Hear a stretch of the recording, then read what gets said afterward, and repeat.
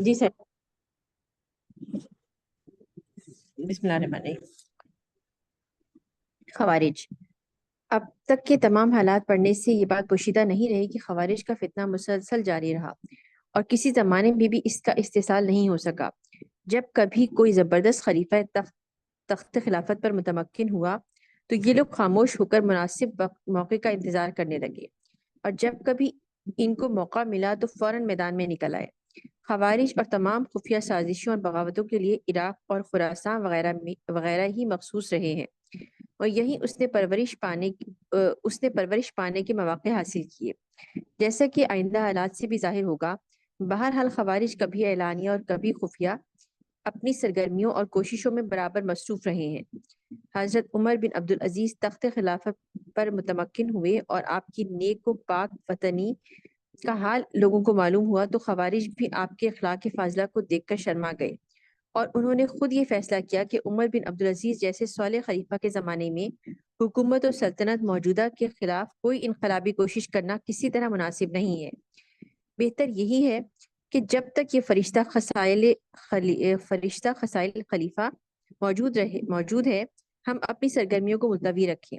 چنانچہ آپ کے عہد خلافت میں خارجیوں نے مطلق سر نہیں اٹھایا۔ ایک مرتبہ صرف خراسان میں انہوں نے سر اٹھایا۔ آپ نے وہاں کے عامل کو لکھ دیا کہ جب تک وہ کسی کو قتل نہ کریں اس وقت تک تم ان سے تعرض نہ کرو، مگر ہاں ان کی حرکات و سکنات سے تم واقف رہو۔ پھر آپ نے خوارج کے سردار کو ایک خط لکھا کہ ہم کو معلوم ہے کہ تم اللہ اور رسول کی حمایت کے لیے اٹھے ہو، مگر اس بات کا حق تمہارے مقابلے میں ہم کو زیادہ ہے۔ تم ہمارے پاس چلے آؤ اور ہم سے مباحثہ کرو۔ ہم حق پر ہوں تو تم ہمارا ساتھ دو، اور اگر تم حق پر ہوگے تو ہم تمہاری بات مان لیں گے۔ اس خط کو پڑھ کر خوارج کے سردار نے اپنی طرف سے 2 ہوشیار آدمیوں کو مناظرہ کرنے کے لیے روانہ کیا۔ ان دونوں نے آ کر حضرت عمر بن عبدالعزیز سے مناظرہ کیا۔ خوارج کہتے ہیں کہ تمہارے بزرگ یعنی خلفائے بنو امیہ کافر تھے، ان پر لعنت بھیجنا ضروری ہے۔ حضرت عمر بن عبدالعزیز کہتے ہیں کہ تم نے تو کبھی فرعون پر لعنت نہیں بھیجی، حالانکہ وہ کافر تھا۔ لعنت بھیجنے کو ضروری نہ سمجھو۔ جو لوگ توحید اور رسالت کے قائل اور ارکان اسلام پر عامل ہیں تو ان کو کافر کیسے کہا جا سکتا ہے؟ اس مباحثے کا نتیجہ یہ ہوا کہ دونوں خارجیوں میں سے ایک تو اپنی جماعت کو ترک کر کے عام مسلمانوں میں شامل ہو گیا، باقی خوارج کی جماعت نے بھی بالکل خاموشی اختیار کر لی۔ وفات۔ اوپر ذکر ہو چکا ہے کہ بنو امیہ آپ کے طرز عمل سے سخت ناراض تھے، کیونکہ ان کی جاگیریں، جائیدادیں اور تمام اموال جو دوسروں کے حقوق معصوبہ تھے چھین گئے تھے، یعنی معصوبہ یعنی تعصب سے لیے ہوئے تھے انہوں نے۔ مقصوبہ چھن گئے تھے۔ حضرت عمر بن عبدالعزیز کے زمانے سے پہلے بنو امیہ کے جو لوگ تھے ان کو کچھ جائیدادیں، زمینیں الاٹ ہوئی تھیں اچھا۔ حکومت کی طرف سے۔ تو عمر بن عبدالعزیز نے ان سب کی جو زمینیں جو ان کو الاٹ ہوئی تھیں ان سے لے کر واپس بیت المال کے نام کر دی تھی، جس کی وجہ سے بنو اچھا، امیہ کے لوگ جو ہے نا ان سے خوش نہیں تھے کہ آپ نے ہماری جو جاگیریں ہیں، جائیدادیں ہیں، وہ کیوں ہم سے چھین کر بیت المال کو واپس کر دیں۔ صحیح، ٹھیک ہے۔ اور کوئی ناجائز فائدہ حکومت وقت سے نہیں اٹھا سکتے تھے۔ آخر وہ دیر تک اپنے ان نقصانات کو برداشت نہ کر سکے اور انہوں نے آپ کے قتل کرنے کی سازش کی۔ آپ کو قتل کرنا کوئی دشوار کام بھی نہ تھا، کیونکہ اپنی ذاتی حفاظت کے لیے نہ آپ نے کوئی چوکی پہرا قائم کر رکھا تھا، نہ کھانے پینے میں کسی قسم کی احتیاط کرتے تھے۔ آپ کے قتل کرنے کا سب سے آسان ذریعہ جو بنو امیہ نے سوچا وہ یہ تھا کہ آپ کو زہر دیا جائے۔ چنانچہ انہوں نے آپ کے غلام کو لالچ دے کر اپنا شریک بنایا اور اس کے ذریعے آپ کو زہر دلوایا۔ جب آپ کو زہر دیا گیا تو آپ کو اس کا علم ہو گیا۔ جب آپ کی تکلیف و اذیت نے ترقی اختیار کی تو لوگوں نے کہا کہ آپ دوا کیوں نہیں کرتے؟ آپ نے فرمایا جس وقت مجھے زہر دیا گیا اس وقت اگر کوئی مجھ سے یہ کہتا کہ تم اپنے کان کی لو کو ہاتھ لگانے سے اچھے ہو سکتے ہو تو میں اپنے کان کی لو کو ہاتھ نہ لگاتا۔ مجاہد کہتے ہیں کہ آپ نے مجھ سے پوچھا کہ لوگ میری نسبت کیا کہتے ہیں؟ میں نے کہا کہ لوگوں کا خیال ہے کہ آپ پر کوئی جادو کرایا گیا ہے۔ آپ نے فرمایا نہیں، میں محصور نہیں ہوں، بلکہ مجھ کو جس وقت زہر دیا گیا تھا اس وقت معلوم ہو گیا تھا۔ پھر آپ نے اس غلام کو بلایا جس نے آپ کو زہر دیا تھا، وہ آیا تو آپ نے محسوس کیا تو آپ نے فرمایا افسوس تو نے مجھے زہر دے دیا، آخر کس طمع نے تجھ کو اس کام پر آمادہ کیا؟ اس نے کہا کہ مجھ کو 1000 دینار دیے گئے تھے اور آزادی کا وعدہ کیا گیا تھا۔ آپ نے فرمایا وہ دینار میرے پاس لے آؤ۔ چنانچہ وہ لے آیا۔ آپ نے اسی وقت وہ 1000 دینار بیت المال میں جمع کرا دیا اور غلام کو حکم دیا کہ تو اب یہاں سے نکل کر کہیں بھاگ جا کہ پھر کسی کو تیری صورت نظر نہ آئے۔ عبید بن حسان کہتے ہیں کہ جب آپ کا وقت آخر پہنچا اور نزا کی کیفیت شروع ہوئی تو آپ نے لوگوں سے فرمایا کہ تم مجھ کو تنہا چھوڑ دو۔ چنانچہ سب اٹھ کر باہر چلے گئے۔ مسلمہ بن عبد الملک آپ کی بیوی فاطمہ بنت عبد الملک دروازے پر کھڑے رہے۔ انہوں نے سنا کہ آپ نے فرمایا بسم اللہ تشریف لائیے۔ یہ صورت نہ تو آدمیوں کی ہے نہ جنوں کی ہے۔ پھر یہ آیت پڑھی، سر آپ پڑھ بھی دیجیے، اس کا ترجمہ بتا دیجیے۔ تلك الدار الآخرة نجعلها للذين لا يريدون علوا في الأرض ولا فسادا والعاقبة للمتقين، کہ جو آخرت کا گھر ہے وہ ہم ان لوگوں کے لیے بنائیں گے جو نہ ہی زمین میں تکبر کرتے ہیں اور نہ ہی کسی قسم کا فساد چاہتے ہیں، اور آخرت صرف متقین لوگوں کے لیے ہے۔ صحیح، جزاک اللہ۔ اس کے بعد جب کوئی آواز نہ آئی تو وہ دونوں اندر گئے، دیکھا تو آپ فوت ہو چکے تھے۔ آپ کی وفات 25 رجب سن 101 ہجری کو ہوئی۔ 2 برس 5 مہینے اور 4 دن آپ نے خلافت کی۔ آپ کی وفات علاقہ حمص کے ایک مقام دیر معان میں ہوئی۔ آپ کی وفات کا حال جب حضرت امام حسن بصری نے سنا تو فرمایا کہ آج سب سے بہتر آدمی اٹھ گیا۔ قتادہ کہتے ہیں کہ آپ نے اپنے خلیفہ مابعد یعنی یزید بن عبد الملک کو ایک رقعہ لکھا جس میں لکھا تھا کہ بسم اللہ الرحمن الرحیم، اللہ کے بندے عمر بن عبد العزیز کی طرف سے، بعد سلام علیک، کہ یزید بن عبد الملک کو معلوم ہو کہ میں اس اللہ تعالیٰ کی تعریف کرتا ہوں جس کے سوا اور کوئی الہ نہیں۔ میں یہ خط تمہیں اپنے کرب کی حالت میں لکھتا ہوں۔ میں جانتا ہوں کہ مجھ سے عہد خلافت کی نسبت سوال ہونے والا ہے اور وہ سوال کرنے والا دنیا اور آخرت کا مالک ہے۔ یہ ممکن نہیں کہ میں اس سے اپنا کوئی بھی عمل پوشیدہ رکھ سکوں۔ اگر وہ مجھ سے راضی ہو گیا تو میری نجات ہو جائے گی، ورنہ میں تباہ ہو جاؤں گا۔ میں دعا کرتا ہوں کہ وہ مجھے اپنی رحمت کاملہ سے بخش دے اور عذاب دوزخ سے بچائے اور مجھ سے خوش ہو کر جنت عطا فرمایا۔ تمہیں لازم ہے کہ اللہ تعالیٰ سے ڈرو اور رعیت کی رعایت کرو۔ میری بات تم بھی زیادہ دن دنیا میں نہ رہو گے۔ والسلام۔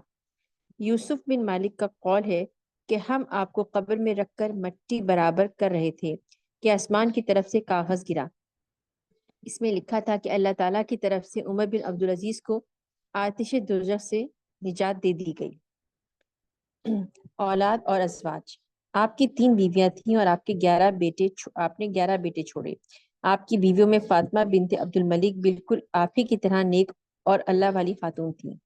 فاطمہ بنت عبد الملک خلیفہ کی پوتی، خلفاء کی بہن، خلیفہ کی بیوی تھیں، مگر نہایت زہدانہ زندگی بسر کی۔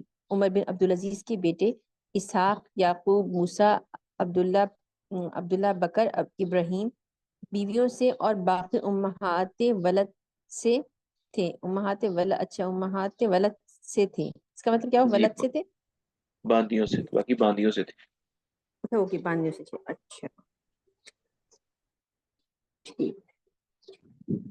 جن کے نام عبد الملک، ولید، عاصم، یزید، عبداللہ، عبدالعزیز اور ریان تھے۔ آپ کے صاحبزادے عبد الملک بالکل باپ کے نمونے پر تھے۔ اکثر آپ فرمایا کرتے تھے کہ مجھ کو اپنے بیٹے عبد الملک کی وجہ سے نیکیوں اور عبادتوں کی طرف ترغیب ہوتی ہے، مگر یہ آپ کے سامنے ہی فوت ہو گئے تھے۔ حضرت عمر بن عبدالعزیز جو ترکہ چھوڑا اس کی مقدار 21 دینار تھی۔ اس میں سے چند دینار کفن و دفن پر صرف ہوئے، باقی بیٹوں اور بیٹیوں میں تقسیم ہوئے۔ عبد الرحمن بن قاسم بن محمد بن ابی بکر کا بیان ہے کہ عمر بن عبدالعزیز نے 11 بیٹے چھوڑے اور حشام بن عبد الملک نے بھی 11 ہی بیٹے چھوڑے۔ عمر بن عبدالعزیز کے ہر ایک بیٹے کو باپ کے ترکے میں سے 1 دینار ملا اور حشام بن عبد الملک کے بیٹوں میں سے ہر ایک نے باپ کے ترکے سے 10-10 لاکھ درہم پائے۔ لیکن میں نے عمر بن عبدالعزیز کے بیٹوں میں سے ایک کو دیکھا کہ اس نے ایک دن جہاد کے 100 گھوڑے دیے، اور حشام کے ایک بیٹے کو دیکھا کہ وہ لوگوں سے صدقہ لے رہا ہے۔ ہشام یعنی کہ ہشام کون ہوئے سر؟ عمر عمر بن عبدالعزیز سے پہلے جو بادشاہ تھا وہ ہشام بن عبد الملک تھا. اچھا صحیح. تو ہشام بن عبد الملک جب فوت ہوا تو اس کے بیٹے ان کو تقریباً لاکھ لاکھ درہم ان کو ملے اس کے اندر وراثت کے اندر. اور عمر بن عبدالعزیز کے بیٹوں کو تھوڑے دینار، ایک ایک دو دو دینار ملے. لیکن پھر وقت نے ایسا بھی دیکھا کہ عمر بن عبدالعزیز کے بیٹے جہاد کے لیے 100 گھوڑے صدقہ کرتے تھے، اور ہشام بن عبد الملک کے بیٹے جمعے کے وقت مسجد کی سیڑھیوں پر بیٹھ کر لوگوں سے صدقہ لیا کرتے تھے. اللہ اکبر، اللہ اکبر. صحیح. حضرت عمر بن عبدالعزیز رضی اللہ عنہما کے دور خلافت پر ایک نظر. حضرت عمر بن عبدالعزیز کی خلافت کا زمانہ حضرت ابو بکر صدیق رضی اللہ عنہ کے عہد خلافت کی طرح بہت ہی مختصر ہے، لیکن جس طرح عہد صدیقی بہت ہی اہم اور قیمتی زمانہ تھا، اسی طرح عمر بن عبدالعزیز کی خلافت کا زمانہ بھی عالم اسلام کے لیے قیمتی زمانہ تھا. بنو امیہ کی حکومت نے بتدریج لوگوں میں دنیا پرستی اور حب جاہ و مال پیدا کر کے آخرت کی طرف سے غفلت پیدا کر دی تھی. عمر بن عبدالعزیز کی چند روزہ خلافت نے یکلخت ان تمام خرابیوں کو دور کر کے مسلمانوں کو پھر روحانیت اور نیکی کی طرف راغب کر دیا. حضرت عمر بن عبدالعزیز کا سب سے بڑا کارنامہ یہ ہے کہ انہوں نے خلافت اسلامیہ کو خلافت راشدہ کے نمونے پر قائم کر کے عہد صدیقی اور عہد فاروقی کو دنیا میں پھر واپس بلا لیا. خلفاء کے استبداد اور قہر و جبر کو وہ سخت ناپسند کرتے اور دنیا میں آزادی اور امن قائم کر کے ہر شخص کو اس کے انسانی حقوق کے متمتع ہونے کا موقع دینا چاہتے تھے. انہوں نے ایک بھی اللہ کے منکر کو مجبور کرنا نہیں چاہا. انہوں نے خوارج کو بھی اپنے اظہار خیال کا موقع دیا. وہ خلیفۃ المسلمین کا مرتبہ اسی حد تک قائم رکھنا چاہتے تھے کہ اگر کوئی مجرم خلیفہ کو گالی دے تو زیادہ سے زیادہ خلیفہ بھی ویسی ہی اس کو گالی دے اس کو انتقام دے سکتا ہے. وہ اپنے ماتحتوں کی اس بات کے خواہاں اپنے ماتحتوں سے اس بات کے خواہاں نہ تھے کہ ان کی ہر ایک جائز و ناجائز بات کی تائید کی جائے. وہ خلیفہ کو مسلمانوں کا حکمران اور فرمانروا نہیں جانتے تھے بلکہ مسلمانوں کا شفیق باپ سمجھتے تھے. فرض عہد صدیقی اور فاروقی میں جو کچھ ہم نے دیکھا ہے، اس کے تمام نمونے عمر بن عبدالعزیز کے اندر موجود تھے. اسی لیے بجا طور پر کہا جا سکتا ہے کہ عمر بن عبدالعزیز کے فوت ہونے پر خلافت راشدہ ختم ہو گئی. ان کے زمانے میں کثیر تعداد لوگوں نے بطیب خاطر اسلام قبول کیا. ہاں، ابھی طیب نو خاطر یعنی دل سے اسلام قبول کیا. قبول کیا. صحیح صحیح ہو گیا. نو مسلموں کی یہ کثرت کسی دوسرے خلیفہ کے زمانے میں نظر نہیں آتی، حالانکہ آپ کے عہد خلافت میں بہت ہی کم لڑائیاں اور چڑھائیاں ہوئیں. آپ کی حکومت اور سلطنت کے حدود سندھ، پنجاب، بخارا، ترکستان اور چین سے لے کر مراکش، اندلس اور فرانس تک وسیع تھے. اتنی بڑی عظیم الشان سلطنت میں ہر جگہ یکساں سکون اور امن و امان موجود تھا. آپ کے عہد مبارک میں سڑکیں نکالی گئیں، ہر ملک میں مدرسے اور شفا خانے جاری ہوئے.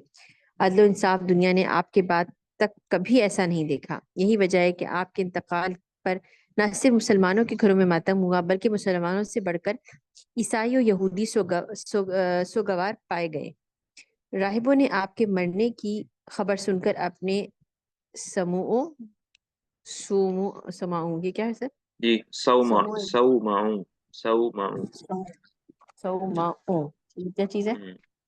یہ جیسے مسلمانوں کی مسجد ہوتی ہے، اس طرح یہودیوں کے سوما، عیسائیوں کے سوما عبادت گرجے سے کہتے ہیں.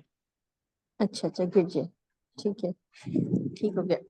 سوماؤں اور عبادت خانوں میں سر پیٹ لیے اور کہا کہ آج دنیا سے عدل اٹھ گیا اور عدل کا قائم کرنے والا اور عدل کی حفاظت کرنے والا دنیا کو خالی کر گیا. حضرت عمر بن عبدالعزیز نے شیعہ، سنی اور خارجی وغیرہ کے تمام اختلافات مٹا دیے، اور آج بھی کوئی شخص ایسا نظر نہیں آتا جو حضرت عمر بن عبدالعزیز کی طرف سے اپنے دل میں کوئی نفرت رکھتا ہو. ہر ایک کے سوچنے اور غور کرنے والے کے لیے موقع ہے کہ وہ سوچے اور غور کرے کہ جو شخص سب سے زیادہ پابند اسلام ہوتا ہے وہی سب سے زیادہ محبوب عالم بن جاتا ہے. آخر یہ اسلام کی خوبی نہیں تو اور کیا ہے؟ صدیق اکبر، فاروق اعظم رضی اللہ عنہما، عمر بن عبدالعزیز، نور الدین زنگی، صلاح الدین ایوبی کو اہل یورپ بڑی عزت و عظمت کی نگاہ سے دیکھتے ہیں. ساتھ ہی ان کو یہ بھی دیکھنا چاہیے کہ یہ لوگ اسلام کے کس قدر پابند تھے۔ ان کی تمام خوبیاں صرف اسی ایک بات پر منحصر تھیں کہ وہ سچے پکے مسلمان تھے اور انہوں نے اپنی زندگیوں کو اسلامی نمونے پر قائم رکھنا چاہا تھا۔ ایک طرف ہم سوچتے ہیں کہ حضرت عمر بن عبدالعزیز دنیا کے سب سے بڑے شہنشاہ تھے، اور دوسری طرف دیکھتے ہیں کہ وہ پیبند لگے ہوئے کپڑے پہنے ہوئے ممبر پر خطبہ دے رہے ہیں، تو حیرت و استعجاب کی انتہا نہیں رہتی۔ فرض اور ذمہ داری کا احساس اس سے بڑھ کر اور کیا مرتبہ ہو سکتا ہے کہ حضرت عمر بن عبدالعزیز کی زندگی نہایت عیش و تعمم کی حالت میں بسر ہوئی، لیکن خلیفہ ہونے کے بعد صرف 2.5 سال کے عرصے میں اس قدر لاغر ہو گئے تھے کہ جسم کی ایک ایک ہڈی الگ گنی جا سکتی تھی۔ جی یہاں سے کل پڑھیں گے انشاءاللہ یزید بن عبدالملک سے۔ کوئی سوال ہے آج کے لیسن میں؟